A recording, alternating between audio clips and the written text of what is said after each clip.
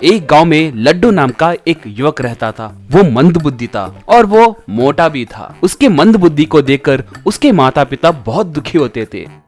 उसके पिता खेत में टमाटर उगाते थे और वो आए दिन टमाटर को एक ठेली पे रखकर, और टमाटर माँ, टमाटर ताजे ताजे टमाटर, किलो सिर्फ 30 रुपए, किलो सिर्फ 30 रुपए, आइए माँ आइए, आइए भाई आइए, यूं पुकारते हुए टमाटर बेचता था। एक दिन लड्डू पिता से, पिताजी पिताजी आप इन टमाटर को एक एक दिन एक एक दाम में क्यों बेचते हो? आपको टमाटर का दाम याद नहीं रहता क्या? आप आए दिन टमाटर एक ही दाम में क्यों नहीं बेचते? पिताजी आप पागल हो क्या?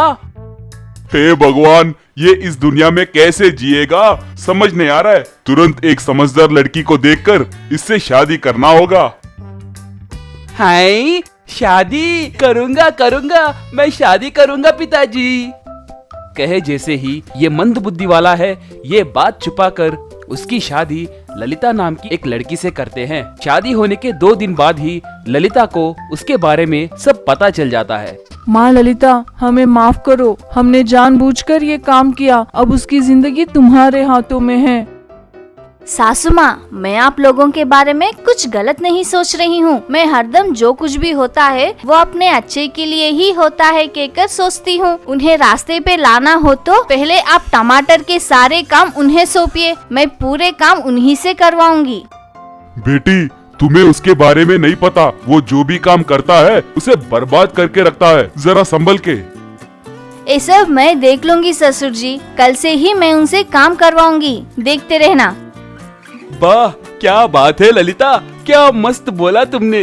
पिताजी से कितने बार पूछे तो भी मुझे एक काम भी करने नहीं देते। अब तुम आगे हो ना, तुम जो भी कहोगे मैं वो करूंगा। ऐसे ललिता लड्डू से टमाटर काटने का काम करवाई। उन्हें ठेली पे रखकर, सुनो जी, आज किलो टमाटर 35 रुपए में बेचना होगा, याद रखना। लड्डू टमाटर के ठेली को ढकेलते हुए, आज टमाटर माँ, टमाटर ताजा ताजा टमाटर, किलो सिर्फ 35 रुपए ही है, 35 रुपए किलो, आइए माँ आइए, खरीदिए। यूं पुकारते हुए गांव के गलियों में घूमने लगा। गांव में एक पॉलिटिकल मीटिंग हो रही थी। लड्डू वहां पर आकर पुकारने लगा। लोगों को उस भाषण देने वाले व्यक्ति पर गुस्सा आकर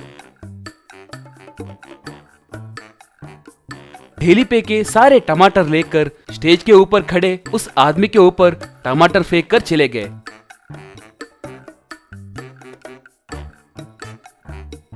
वो ठेली खाली हो गई।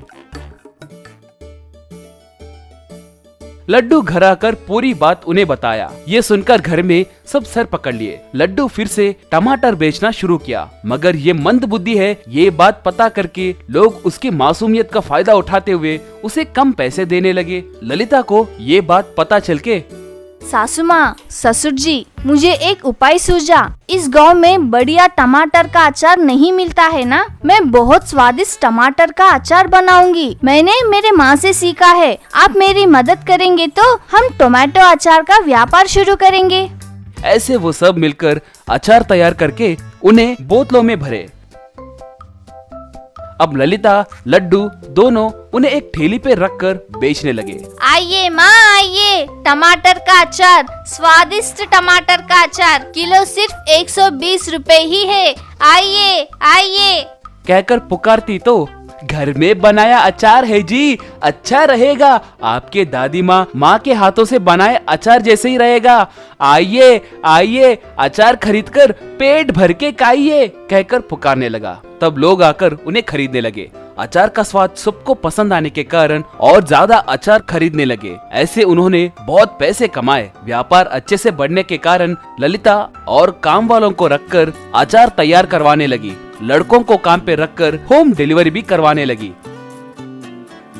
थोड़े दिनों के बाद व्यापार और अच्छे से चलने के कारण ललिता लड्डू पिकल फैक्ट्री नाम की एक फैक्ट्री को खोलकर ट्रकों में, ऑटोज में अचार को एक्सपोर्ट करना भी शुरू की।